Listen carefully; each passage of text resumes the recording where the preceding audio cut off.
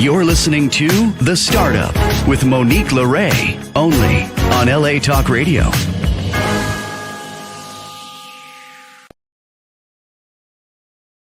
How's it going, Los Angeles? This is The Startup with Monique LeRae. I'm Monique LeRae, broadcasting from Park City, Utah, going into the second week of the Sundance Film Festival.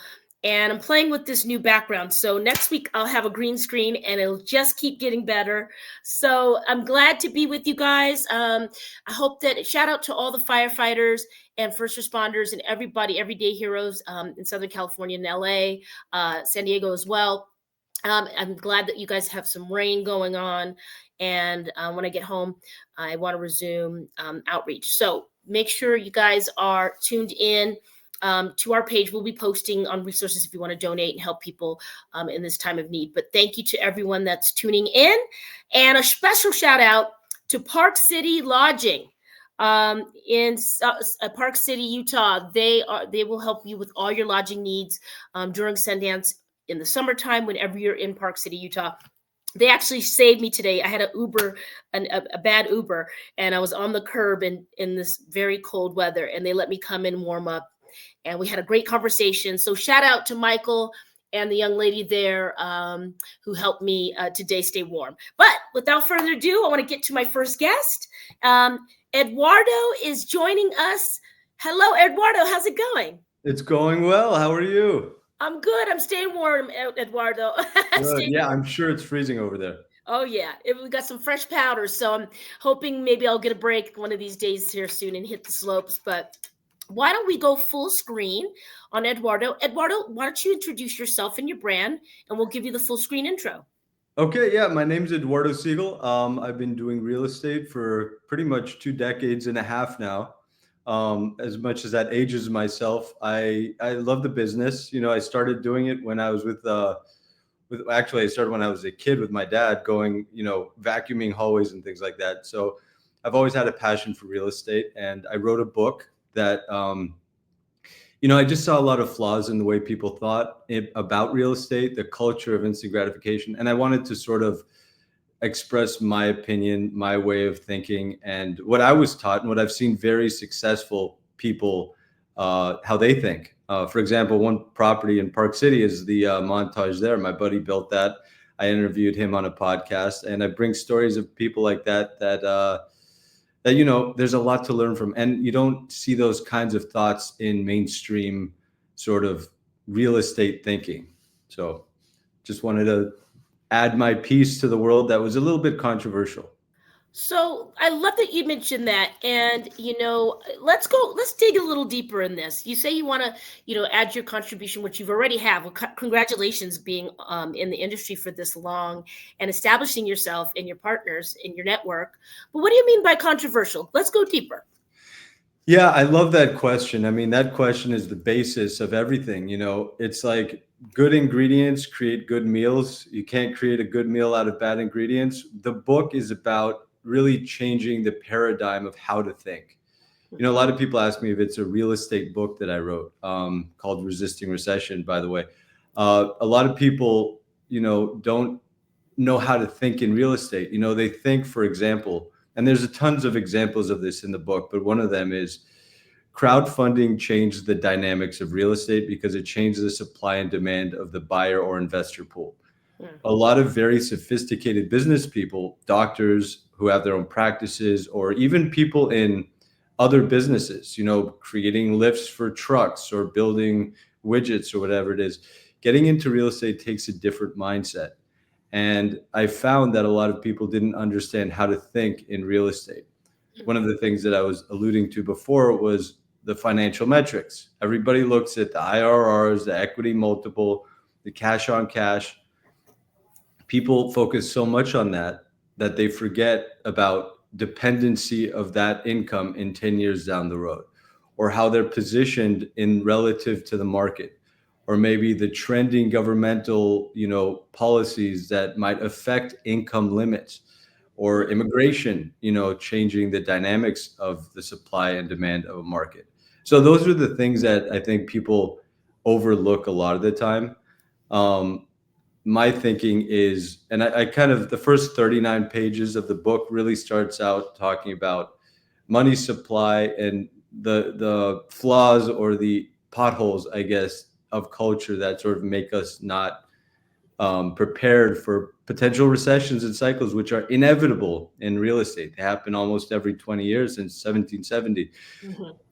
People think it's all hunky dory, and then we have a crash. And unfortunately, the middle class is the segment of the market that really takes the biggest blow. And I hate to see, the owner of a laundromat who's saved up for 30 years to buy a triplex Mm. lose everything. And it's just devastating to see the middle class get wiped out. And so I'm trying to bring um, what I was taught and what I've seen successful into the philosophy on how to invest.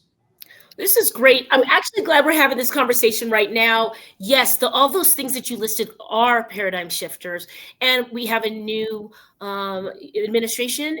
And wherever you fall on that, if you're looking to invest, you need to be looking at all these dynamics, right? And just looking at it from a financially intelligent lens.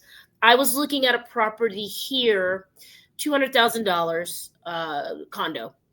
And I was thinking, gosh, they're making a killing this week and next week during Sundance. But how does it look the rest of the year? Right. But people are charging $4, $5, $10,000 a week. But that's good. You're getting a nice chunk, but how will you pay your mortgage, throughout? So if you had like a first time buyer and they wanted to buy a little piece of something, but they're renting at their primary address, but let's say they want an investment property, what would be your advice to them right now?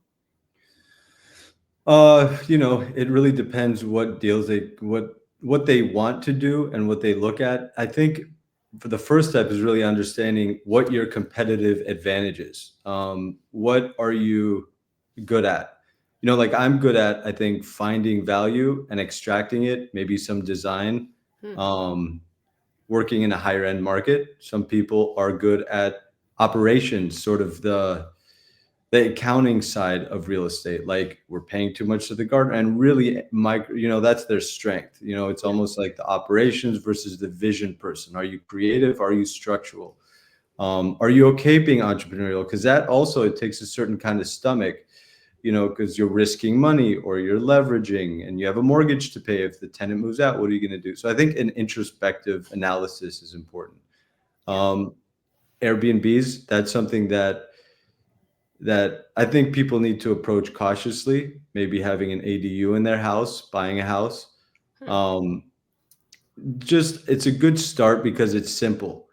But the Burr method requires, I don't know if your viewers are familiar with the Burr method, but it's basically buy, repair, rent out, refinance, take the money out, put it in another property. The idea theoretically sounds great, but when interest rates go up, which is another important trend people really forget about, Yeah. that's the number one problem in where people lose their properties. The mortgage payment gets to be too burdensome.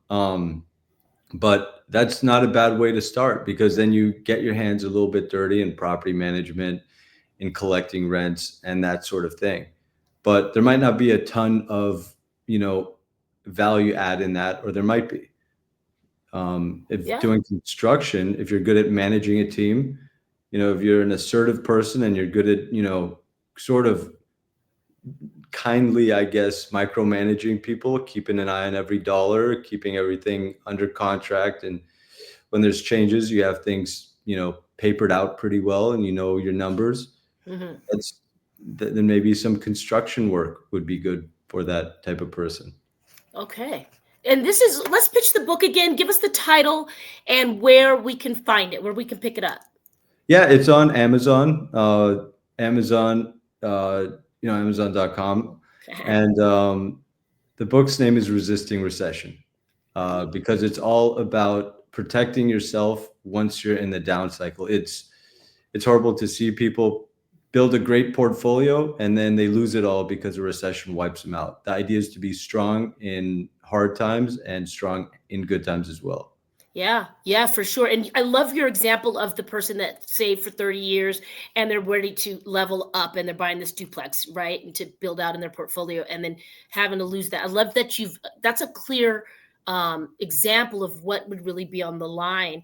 And you can feel all that blood, sweat, and tears for 30 years. And so, you guys, if you want to grow your portfolio and you're looking at real estate to do so, pick up this book, Resisting Recession by Eduardo Segal. He's an expert for over 2.5 decades, and he knows what the heck he's talking about. Also, Ricardo, if we could pick your brain a little bit here, give me your top 5 areas in the U.S., top 5 in the U.S. of where people should purchase property. That's a great question. And it could be in any order. All right. So first time buyer or maybe someone who's buying an investment property that is already a homeowner, where should we be looking? I'm going to include some of my friends where they're buying because they have some interesting rationale. I haven't done my research, but okay. I would definitely say Texas is great. I know that's a state. I love Dallas and surrounding areas, McKinney, Plano. I'm not super sure about Austin, but because I think it had a bit of a slip during COVID and recently, it was so hyped up. Yeah. Idaho sometimes can be good. That might have been a little hyped. Idaho. Yeah. Oh, the Midwest I hear is very popular. Iowa, Ohio, Tennessee. I know this is more that you asked for. No, Florida, I think it's all exciting. Raleigh, Savannah, and let's see. Phoenix is also great. Really great. I hear some people doing some good investments there. Colorado is always exciting, but the trends make me not want to politically make me not want to necessarily recommend it. Just like California, the politics kind of make it unpredictable sometimes. But LA is always a good market. Yeah, I mean, no matter what's going on, Cali, if you've got property there, you're going to come out pretty good if you manage it, right? I mean, exactly. Yeah. If you could pay your property taxes and manage your debt properly, then I think long run, amazing appreciation. Yeah. So, okay, these are great tips here, everybody. Get Eduardo Segal's book, Resisting Recession. If you're interested in real estate, if you want to find out your strengths and weaknesses in this regard, I like the introspective analysis point. I like the Burr method. I think that this is really, really basic stuff to help you have some literacy in this regard, folks. So I'm excited. How is your book doing? Are you trending at all, or when do how long has it been on the market? Probably about 6 months now. I love the book. I think it's great. Everybody I've given it to and recommended they read it, they love it. And it's exciting when people come up to you and they know chapters and they know a little bit about your personal life. I've worked with my father my whole life, so I include a lot of stories in there, kind of like Rich Dad Poor Dad, but it's not always about money. Sometimes the book's not about money necessarily. It's about philosophy. So my dad taught me a lot of how to think. So I include a lot of metaphors and stories in there. They're all true, but I like that people get to know me better that way. So it's nice to feel personal. Well, and it's smart to do it that way, Eduardo. I was just speaking with another client, and right now, if you don't have a story, even on social media, if you're not story based, you got to tie things in to marry it. And why do people care? So there has to be a little emotional capital in these things for people to really to draw it in and relate. What are your projections for 2025 in the real estate market? Last question. We have a lot of chaos happening right now. It's very hard to tell. There's a lot of volatility. I feel like there's more and more opportunities coming along. Unfortunately, with these fires, with Trump being coming into being president, there's changes that are going to happen that are going to affect the industry. It's just a supply or demand. The fires took out a ton of the supply of housing. It's going to change the dynamics in LA. It's changing the dynamics in other parts because people might migrate out.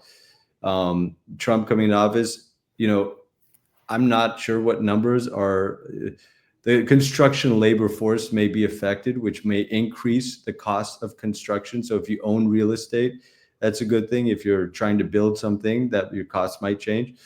I think that there's a lot changing, and there's going to be it's a good time to save money and to invest. That's kind of what we're doing right now. Mhm. And, staying with our eyes open, talking to people. Networking is huge. Yeah. It's a relationship-based business. So, you know, getting out there and sort of chatting with people and seeing what's going on is a huge thing.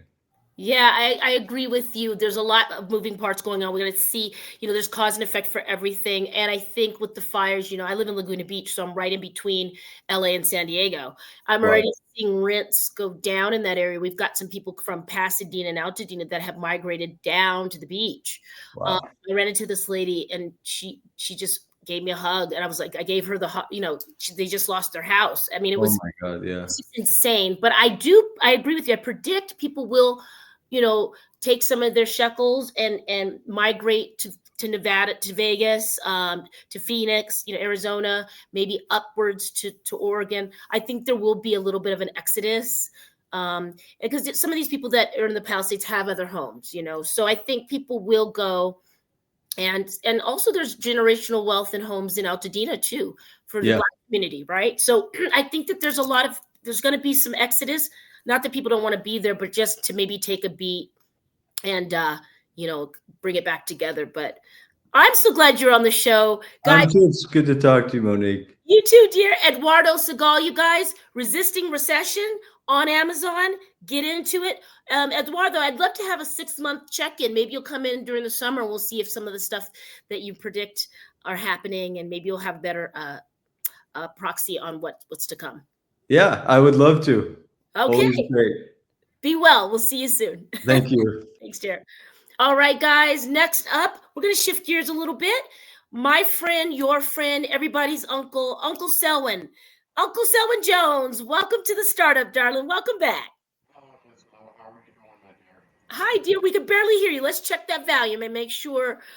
Can you hear me now? It's a little muffled. You sure look nice, though. You look like you just came from church. Yeah, the sound's a bit muffled. So let's have you exit and then come back in. While Uncle Selwyn is doing that, I'm going to tee him up. Uncle Selwyn is someone I've been working with for the last couple of years. He and his family are George Floyd's family. He's George Floyd's uncle. This show is not a political show. I had another show for that. This show's about business and startups. So what we're going to talk about with Uncle Selwyn is his journey into the nonprofit space, right? So yes, the topic is a hot one, but I think we can stay in the lines of business and becoming a nonprofit, how to fundraise, how to make people aware of something, a social impact topic, a social awareness topic. Okay, so that's kind of the lens we're going to go in here. So if this is a topic that you're not comfortable with, please know we're coming from the startup space. All right, Uncle Selwyn, let's see if we can hear you. Is that better? Oh, it's perfect.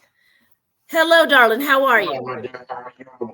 Good. You look great. You look very handsome, like you just came from service. Oh, my Lordy. Come on, Monique. Okay, so the startup, as you know, I'm so cute. you're looking good. All right, you're looking good. You're not in your George Jefferson suit today. I am doing a documentary in Minneapolis, and I sort of kind of missed the flight. Oh, you missed your flight? I missed my flight because the coach had a match and I thought I could get there. So, oh well, I'll be there tomorrow. Hey, there's a lot of flights going out every day, so you'll be there when you're supposed to. Let's go. All right, so we're going to have you intro yourself, Uncle Selwyn, but before we go full screen on you, I want to just preface, you've been on the show, but we're going to stay in the more starting up in your foundation and kind of you sharing the process of starting up like a politically aware business. So we won't go into the deep depths of what it is. People know your name and people know who George Floyd is, but let's stay in the lane of how you are built this network and you got into the fundraising and awareness space. So let's go full screen on Uncle Selwyn. And Uncle Selwyn, go ahead and introduce yourself and tell us your deal. Hello, everyone. I'm Uncle Selwyn, aka Selwyn Jones, the uncle of the late George Floyd. And pretty much what we do is help people. We want to make the world a better place by using the platform that I was given. And obviously, George Floyd, we got murdered in Minneapolis 5 years ago, May 22nd. We've created a foundation that its our 5 pillars are pretty much helping people, helping people, helping people, and helping people. The reality is, there's a lot of people in this world that need just a little help. There's a lot of people in this world that need an opportunity to grow. So that's what we do. We help people grow, help people be out. Yes. Now, Selma, we're having a mic issue again. Hold on, let me try this. Okay, and you said it so well.